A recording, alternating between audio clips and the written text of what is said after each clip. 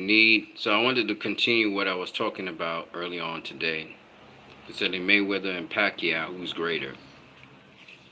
So let me just recap real quick. So the first thing I talked about was the context of Mayweather. Mayweather never docked or dodged nobody. Mayweather fought some of the best fighters in the world. In fact, he fought the best fighters in the world at his weight classes. And Floyd Mayweather was a student of Larry Holmes. So what Larry Holmes advocated, Floyd Mayweather did. Now we were talking about Manny Pacquiao, and I went into some of the opponents Manny Pacquiao was facing, and um, I believe it's Juan Manuel Marquez. I was talking about the rivalry and how great that was. And again, all those fights going up to the Juan Manuel Marquez fight, well, the Eric Morales fight, there was a little bit of caveats on that, but we don't really talk about it too much because Eric Morales beat Manny Pacquiao the first time. The second time Manny Pacquiao beat Eric Morales was talking about being weight drained. So Eric Morales really wanted it at 130 catch weight, 133, something like that, and Pacquiao said no. So Eric Morales ended up fighting Manny Pacquiao at 130, and he was weight drained. And in the third fight, he tried to do it at 130 again, and he didn't succeed. He also came off of a loss to Zahir Rahim. I think when he fought Pacquiao, I don't know if it was the first time, second time. I don't know which one it was, but anyway. So anyway, Pacquiao faced Eric Morales at super featherweight, and he beat Eric Morales, but then he went on to face Juan Manuel Marquez, and they had a close fight, and Pacquiao was able to become the lineal champion. Marquez had beat Casimiro. Moving on, we moved up to lightweight, and Marquez did not beat Casimiro. He beat Barrera. My bad. So Marquez had beaten Barrera. Pacquiao had beaten Barrera. Just saying. Then Manny Pacquiao went on to face David Diaz. Now David Diaz was not the best lightweight in the world, but he was the WBC champion. And he faced him, WBC champion, David Diaz, competent boxer again, good boxer, knocked him out, right? David Diaz, I believe, was a southpaw. This is when he jumped up in weight and faced Oscar De La Hoya. Now, let me say something. Yes, it was a fight in which Oscar De La Hoya had not fought at welterweight. This is true. But Oscar felt for some reason that he could beat a Pacquiao because he thought Pacquiao was much smaller. So he had agreed to the stipulation of facing Manny Pacquiao at 147. He was going to face Floyd anyway at 147, okay? At least that was what he hoped to have done. But he wasn't looking good. When he had fought at a catch weight of 150 against Steve Forbes, he didn't perform that well. And then as he was losing weight more and more and more, people in the camp was talking about how he was getting bruised very easily and stuff like that. He ended up actually going to the weigh-in and weighing 145. So he was 2 pounds under the weight. And he could not rehydrate past 147. So he was a mess going into that fight. Pacquiao was 1 pound heavier than him. I think Pacquiao came in 148 or something like that. So Pacquiao was weighing more than Oscar De La Hoya. Oscar De La Hoya is 5'11", with a 73-inch reach. So Oscar was a big dude, weighing 140, 145, 146. So Oscar was just terribly weight drained. But he did agree to the contract, so we can't say nothing. And Pacquiao was coming up from lightweight. So it is what it is. And this is This is the second time Oscar would have been facing a lightweight who jumped up in weight to face him and get beat by a lightweight who jumped up in weight. The first one was Shea Mosley. So anyway, Manny Pacquiao got that win. It was a sensational win. Nobody thought Manny Pacquiao was going to beat Oscar De La Hoya because Oscar De La Hoya, of course, a legend in the sport of boxing. And on top of that, Oscar De La Hoya, 147, Pacquiao just 135. We didn't expect that to happen. The whole world didn't expect that. But of course, Oscar was weight trained. It is what it is. But still was a remarkable achievement for Manny Pacquiao. Okay? And then Manny Pacquiao went on to face Ricky Hatton the following year. Faced Ricky Hatton in, I believe it's 2000 and... So he faced Oscar in 2008. I think he faced Ricky Hatton in 2009. And he actually beat Ricky Hatton. He stopped Ricky Hatton in the second round. Again, just the shock treatment. The only guy who did not get the shock treatment from Manny Pacquiao was Juan Manuel Marquez. All right, but everybody else seemed to be just falling like a deck of cards in front of Manny Pacquiao. Of course, the situation this time with Ricky Hatton was Ricky Hatton already been beaten by Floyd. He had been stopped by Floyd.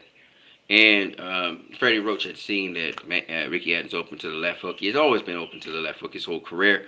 But in this case, his jaw used to be hard. You could punch him in the left hook.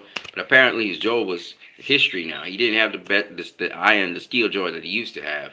And so Pacquiao caught him really good with the left hook. And he was out. Cold. Right? And that was the most emphatic knockout punch that Pacquiao ever had in his career. One punch knockout. Pacquiao hit him. Boom! And he went down. That was it. And that is the most sensational you will ever see Manny Pacquiao. Manny Pacquiao never, after that, hit anybody with one punch and knock him out. Okay? Not even Lucas Matisse. I mean, put him to sleep. Like, the dude went night-night. The thing with Manny Pacquiao, which makes him so exciting, is the fact that Manny Pacquiao smoked guys. Okay? When Pacquiao wins, he wins. The only guy that didn't, Pacquiao, when he beat him, didn't smoke him, was Marquez. Marquez, in his entire career, whenever Pacquiao beat somebody, he smoked you, right? When it comes to Marquez was never smoked by Manny Pacquiao. Everybody else gets to smoke. Pacquiao, that kind of dude. The thing that makes Pacquiao so interesting to me, out of all the fighters, was his fights were always very exciting. And also, when he's running through you, man, he overwhelms you. He goes from 0 to 100. I'm going to explain to Pacquiao. Pacquiao is a guy that would throw a 10-punch combination on you, a 12-punch combination on you. Yeah, he's not going to hit you with every single shot. That's not his goal. He just want to get 2 or 3 through there. And he would change up the angle, he would change up the angle, he would change up the angle as he's throwing those combinations. It's like, right? That's Pacquiao. And his personality's hyper. He's kind of a hyper guy, kind of very energetic, right? And that's how his performances are. Very intense and very energetic performances. You know, Pacquiao's tempo, the tempo of the fight. Pacquiao would take a fight up like this. And all you know, 1 minute he was fighting with you, and then all of a sudden he just changed gears on you, right? That's Pacquiao, all right? So, Manny Pacquiao, man, he blew through Ricky Hatton. And Ricky Hatton was trying to impose his size and thing on him, but and he was starting to do it. He was starting to break down Pacquiao, and then Pacquiao caught him with a shot, and that was it. Changed the whole fight, right? Ricky Hatton just couldn't keep up with Pacquiao. And I mean, I don't know how else to say it except that Manny Pacquiao, the performance was just tremendous. It was a tremendous performance. And, you know, I talked about the Barrera fight. Now, there was a caveat to the Ricky Hatton thing. I say it again. Ricky Hatton had been stopped by Floyd Mayweather. When I say stopped, I mean stopped. Like, he got check hooked. He ran into a turnbuckle. He fell down on the ground. Got back up. He's still groggy. He hasn't had his balance, nothing. Floyd just starts beating the shit out of him. And Joe Cordes jumps in between them. Ricky Hatton falls down on the ground. Out. Okay? So, I mean, he took a beating. Okay? And that was the first time he had ever took a beating. Now, here's my thing with Ricky Hatton. And I'm going to say this over and over again. Ricky Hatton was a sensational fighter himself. Great fighter, actually. And so, I got to say this. His management screwed up Ricky Hatton. It wasn't nothing else. His management screwed him up. He went back into boxing too soon. He should have been allowed to recoup. Should have taken a year off. He jumped right back into the fray. And we ain't talking about no tune-up fight, nothing. He went again. His next opponent was Juan Lascanzo. And Juan Lascanzo stunned him a couple times in that fight. And then the other fighter he faced after that was Paulie Malignaggi, I believe. And he stopped Paulie. So he had no tune-ups, no stay busy. It didn't even take 6 months. This dude was back in the ring. I think it was 3 or 4 months, and he's back in the ring.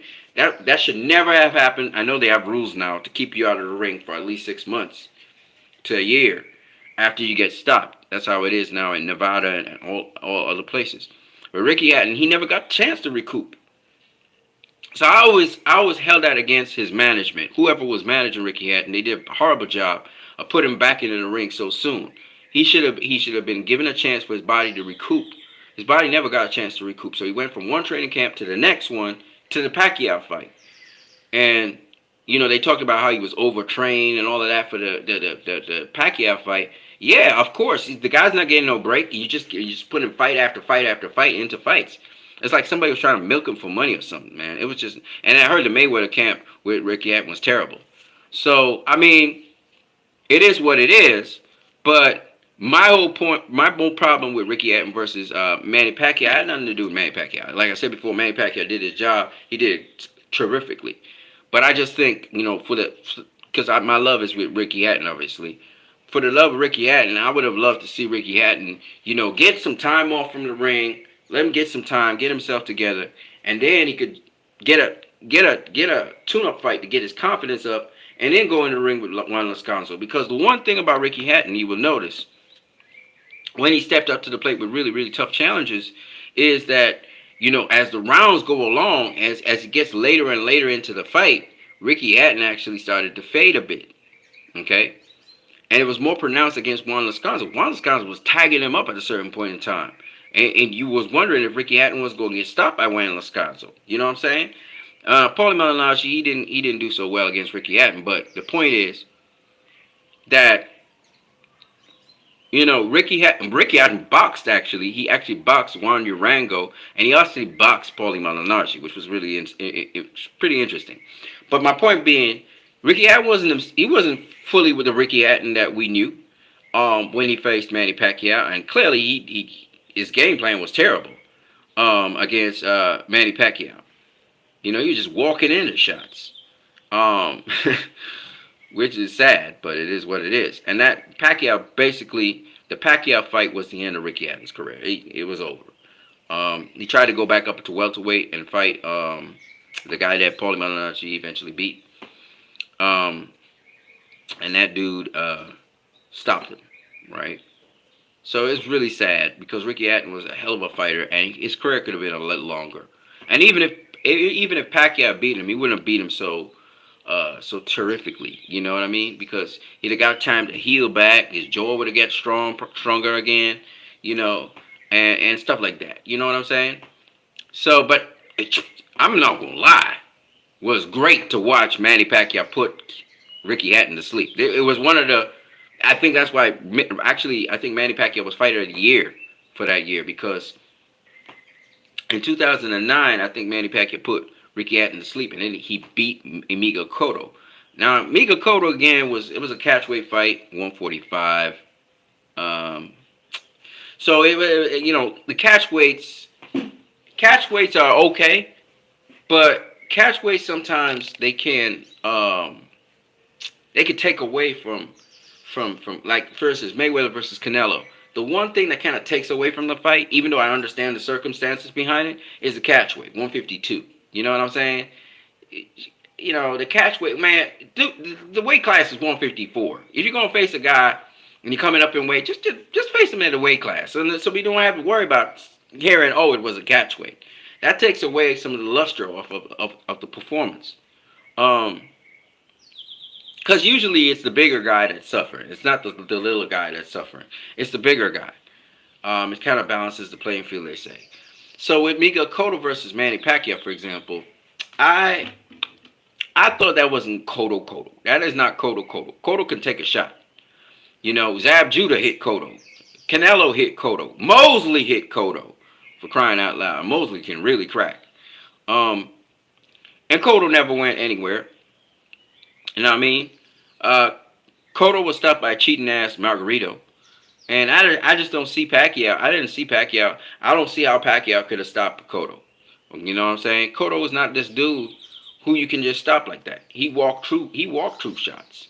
Cotto will walk through shots. And I think that's where Floyd Mayweather was like, he stopped Cotto? Nobody can stop Cotto.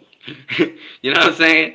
So that's why I guess Floyd felt it was fishy. But it wasn't because Pacquiao was on any PEDs or anything. Not my personal opinion. I think it was because Cotto did bad business. You shouldn't have fought that fight at a catchweight. You should never have done that. You know, and Cotto flipped the script with Daniel Geale, and he did that to Daniel Geale. That's why he stopped Daniel Geale too. You know, he did it even to Sergio Martinez. Made Sergio Martinez have to go down and Sergio Martinez already had bad knees. So I'm just saying that you know, catch weights. When I hear that something's happening at a catch weight, it kind of really takes the luster off of it. If you're going to face a guy, just face the guy. If you can't, if you can't make the weight, then just forget about it. You know what I mean? So anyway, they added a catch weight, and he beat Miguel Cotto. Again, very exciting fight. 2-1 fro. Cotto hurt Manny Pacquiao a couple times. It was a very exciting fight all the way down to the end when Kenny Bayless called the fight. But you know, it just for me it was just. And then Cotto had come off of a win, a so-called win against Joshua Clottey, when I thought Clottey beat Cotto. So it wasn't like the one. Okay, so when I talk about like Manny Pacquiao versus say Marco Antonio Barrera, Barrera was flying high. Barrera was beating everybody ass. When we talk about Pacquiao versus Marquez, Marquez be beating up everybody. He'd be winning every single fight. When it come to Pacquiao fight, that's the only one he wasn't winning. You know, Leo Laduaba, classy guy. You know, Chachai Sasaku, classy guy. No catch weights. None of that stuff is going on. So when we started to go into the area, even David Diaz, no catch weight, faced him at lightweight, beat his ass. But with Oscar De La Hoya, you know, it takes a little luster off of it. And Oscar, again, Oscar's not coming off of no great win. He's coming off a mediocre performance against Steve Forbes. He looks like he's decaying. And so Pacquiao ends up wanting to face that dude. And it's a good fight. It's a big fight. It makes Pacquiao, this is what made Pacquiao the name brand, whatever. But it was like, it's not like the dude's coming off of his best performance. So the attraction, while a lot of people love Pacquiao and Pacquiao fans like Pacquiao, they come to the event, they watch it. It's not an event where it's like, it's people who care about Pacquiao going to see those events. It's not people who are rooting against him or don't like him that's going to see the event. So it's the people who are fans of Pacquiao that actually go and watch Pacquiao versus Oscar De La Hoya. Of course, nobody thought that Pacquiao would beat Oscar De La Hoya. They was watching to see this challenge that this little guy was having. But the point is that it wasn't people rooting against him. The thing with Floyd is, because Floyd talked like that and he agitate people one way or the other, everybody used to come watch him Floyd Mayweather fight. It wasn't like it didn't matter if you was a fan or not. You might hate Floyd Mayweather because of the things he said or how he behaved, and you might come just to see him lose. But at the same time, you have people who admire what he did and his skill and everything, and some people come to see him win. So Floyd Mayweather's pay-per-view numbers were always the highest pay-per-view numbers out there, and Pacquiao's pay-per-view numbers were not as high. And the reason I'm trying to explain is, it's only people who like Pacquiao who went to his events. And so what you would end up with is Pacquiao versus Oscar De La Hoya. Nobody's thinking Oscar De La Hoya's weight drained, but they come in to see what Pacquiao could do because they so amazed. And then when Pacquiao versus Hatton, you know, people are not thinking that, you know, Hatton's kind of done and he's kind of overextended. Nobody's thinking that. And they're like, oh, man, Pacquiao just destroyed Hatton. But when you think about it and you put it into perspective, yeah, Hatton was undefeated at super lightweight, but he had gotten defeated, though. And it's just kind of like with Gennaro Hernandez. He was beaten by Oscar De La Hoya. So it wasn't surprising that Floyd beat Gennaro Hernandez in his final fight, because Gennaro Hernandez had already been beaten by Oscar De La Hoya. It's kind of like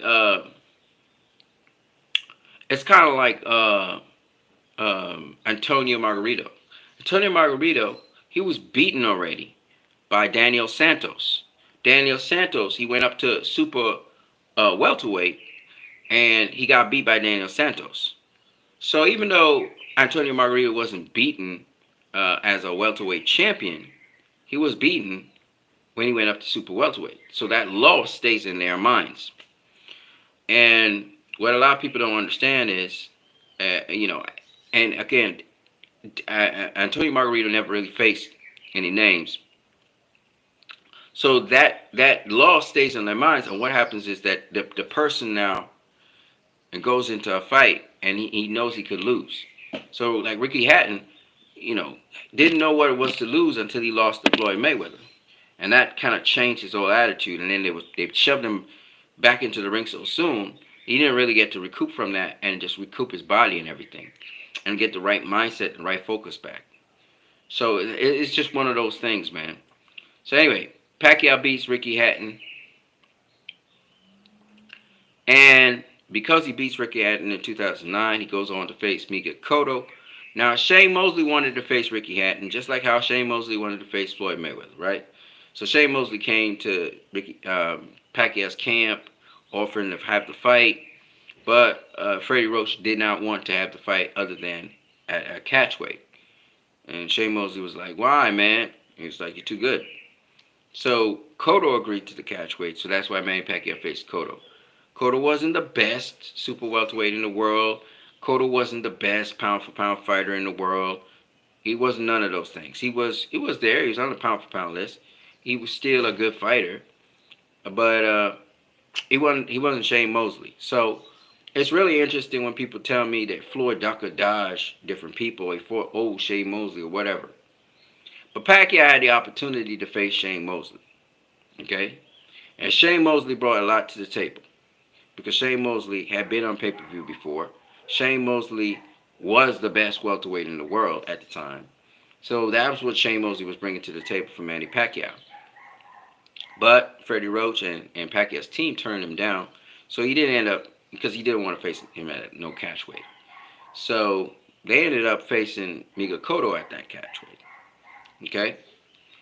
So I'm saying this to say, the criticisms that they give Floyd Mayweather, it's interesting that they don't use those criticisms with Manny Pacquiao. And I'm not saying that Manny Pacquiao should be criticized for what he did. He gets to pick and choose who he wants to face. Or as we say, Bob Arum gets to pick and choose who they want to face. So they ended up picking and choosing Mika Cotto. Mika Cotto was in no ways a cherry pick. Don't get it twisted. Even though they were doing it at a catch weight, he wasn't a cherry pick.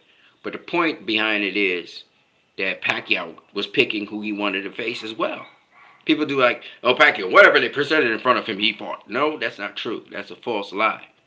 It was so early on in his career, but once he was, the superstar status and he got to be pound for pound number one, Pacquiao was selecting his opponents through Bob Arum. Okay? So, anywho, beat Mika Cotto. Floyd was trying to face Manny Pacquiao, and he had the clause, the USADA thing, where they have to be tested. Pacquiao didn't feel like he needed to do that, and his team, and they ended up not facing Floyd, but facing Joshua Clottey. Again, Joshua Clottey was a guy that beat Mika Cotto, no doubt about it, but he wasn't the best welterweight in the world. He wasn't the best welterweight. It was Floyd. Floyd was being the best welterweight in the world after he beat Shane Mosley. Shane Mosley was the best welterweight in the world. So Floyd ended up facing Shane Mosley, and Manny Pacquiao ended up facing Joshua Clottey. And then after that, now Manny Pacquiao went on to face, I believe it's Antonio Margarito, was the next guy he faced, and then Shane Mosley, or it was Shane Mosley, Antonio Margarito. I can't remember. But he ended up facing Shane Mosley after Shane Mosley's shine was gone. Shane Mosley wasn't the number one welterweight in the world no more. He barely got a draw with Sergio Mora. Sergio Mora actually beat him. He should have given the victory to Sergio Mora. So he fought Shane Mosley. Even Shane Mosley was not at the top of the game.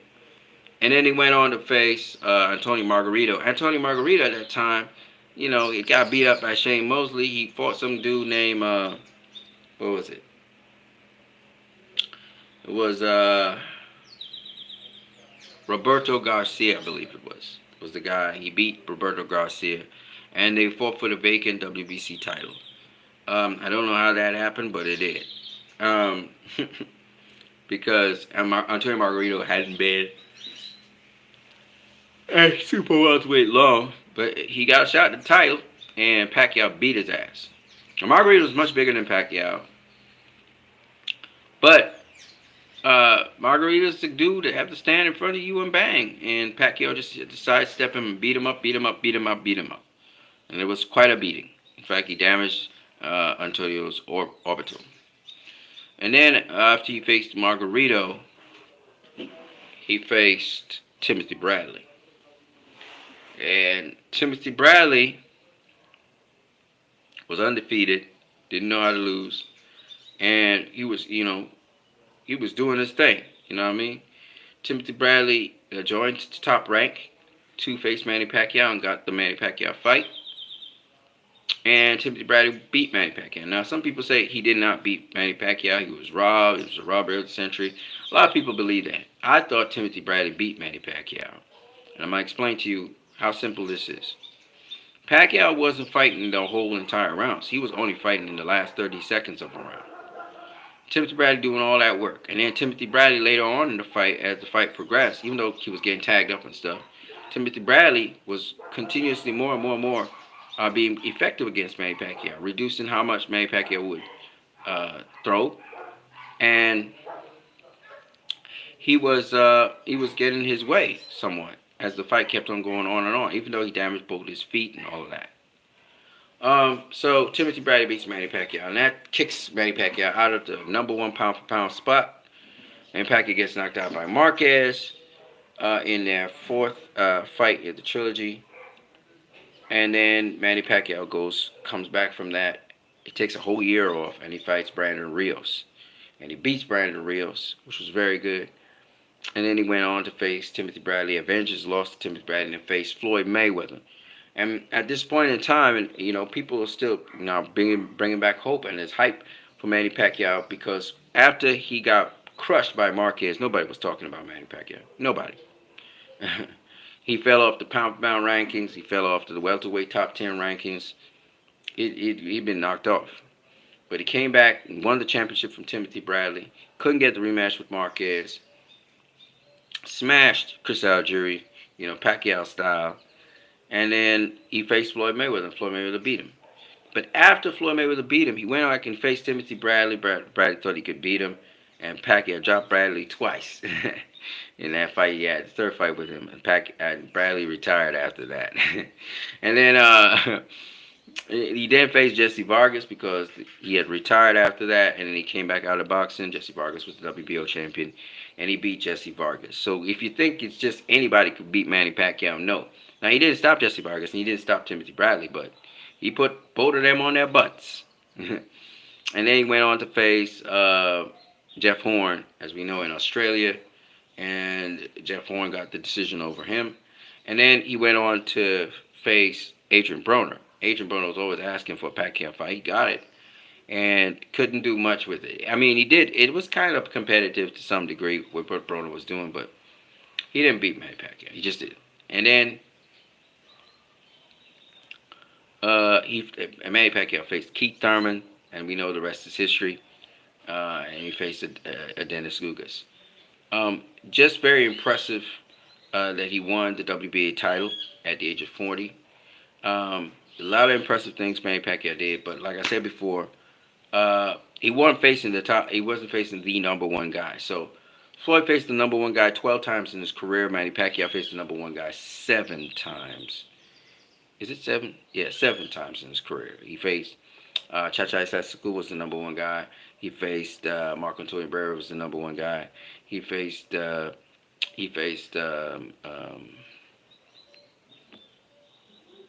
Ricky Hatton was the number one guy, right? He faced who's another number one guy out there?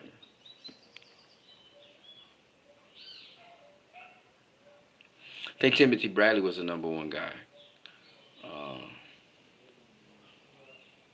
Face Marquez was the number one guy. It's 5. It's about 5 number one guys his entire career. And Floyd faced Gennaro Hernandez, Diego Corrales, Jose Luis Castillo. He faced Carlos Baldomir, Ricky Hatton, Juan Manuel Marquez, Shane Mosley. These are all number one guys. That's 7 of them so far. Then you got Miguel Cotto, Canelo Alvarez. These are all number one guys. And then he faced Manny Pacquiao, which is 10 number one guys. I think it's 12, but I don't know who the other two are. I forgot. So the point, anyway, I'm making is Manny Pacquiao did face some very quality opposition. Early on, I have nothing I can say. Later on in his career, he was picking the opponents, and they're less great, except for the Keith Thurman fight, you know. And Keith Thurman wasn't the number one welterweight in the world or anything, but it was still a very good fight, particularly that Pacquiao was so old and Keith Thurman was so young. So that's the resume. This is now could Pacquiao have faced somebody better than Keith Thurman? I'm sure he could. There was better champions out there. There was Errol Spence out there, Terrence Crawford out there. Um, Sean Porter was out there a little bit. And I think Errol already consolidated with Sean Porter, so I think it was just Errol, Bud, and me. I'm just joking. Errol, Bud, uh,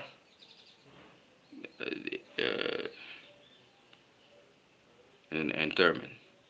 Thurman was the WBA. Bud was the WBO, and Errol was the WBC IBF. Yep. So yeah, but the Keith Thurman fight was still a significant fight because Keith Thurman's a significantly good fighter. You know what I'm saying? Just watching his interview actually.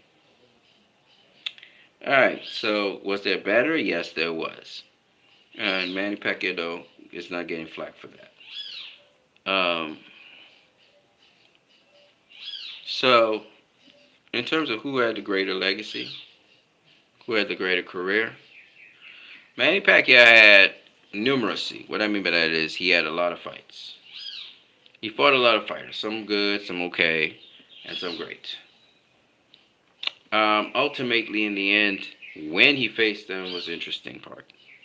But most of his fights, including the Marco Antonio Barrera fight and the second Marquez fight, these are unquestionably great fights. Period.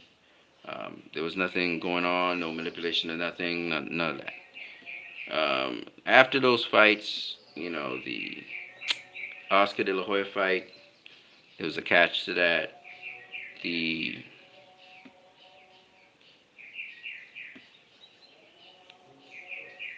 trying to remember what the fights he had. It was the Oscar De La Hoya fight. The Ricky Hatton fight had a little asterisk on that. The Oscar De La Hoya fight had a little asterisk. The Miguel Cotto fight had a little asterisk.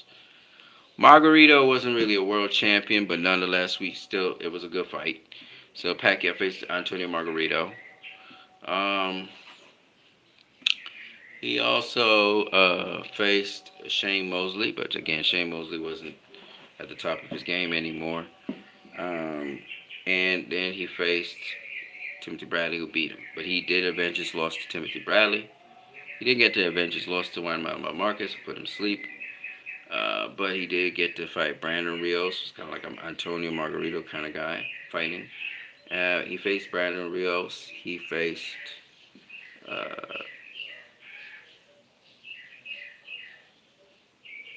he faced Brandon Rios. He faced Timothy Bradley, and he faced Chris Algieri. Right, one after the other. So anyway, and I think Chris Algieri is probably, well, he was a champion. He was a WBO champion. I don't know how high really ranked Chris Algieri was because it was Danny Garcia and those guys. Now, at the time, Top Rank wasn't really doing business with PBC or Al Heyman or Floyd Mayweather. You know, so that there was a little impediment, which is why Timothy Bradley never faced none of the PBC fighters, and Manny Pacquiao didn't until later on. He let Bob Arum join the PBC. But point behind it is greater. Who had the greater career? Well, I'm gonna put it to you this way. Manny Pacquiao, was an 8th Division world champion. So that's a great thing. He's not the only person to go through 8 divisions or 10 divisions or all divisions for that matter. There were a number of boxers who did that in history, but nonetheless, he is the only 8 division world champion right at this point in time. It's pretty impressive. Uh, but even so, he's lost 8 times in his career as well, and Floyd never lost once. You know. So if I really am to think about it, who's better or who's greater or whatever, I have to put those things into context. Now, both guys, they support each other and they like each other. And like I said before, in boxing, you should be pro boxing because those are the guys that really put their lives out on the line. What do I think about these fighters? So with Mayweather and Pacquiao, I think that Mayweather's much better than Pacquiao, period. And his accomplishments and so on, though not as numerous as Pacquiao's, I think they're much more better in terms of quality. Pacquiao's is a more exciting fighter for fans. The way how he'd win, he'd smoke a guy if he won, and if he lost, he lost horribly though. But Manny Pacquiao, like I said before, uh, is a great fighter, one of the greatest fighters of all time. I don't think he's greater than Floyd, but or better than Floyd, but I do think he's a great fighter. Floyd Mayweather gave us a blueprint, kind of like what based on what Larry Holmes was saying. It's a little bit counterintuitive to fight fans who like to see excitement in fights. But ultimately, in the end, I want to tell people out there that whether you like Manny Pacquiao and you thought he's greater than Floyd or not, the important thing is that both guys inspire you, inspire you to be better at what you do. Anyways, this is what you need.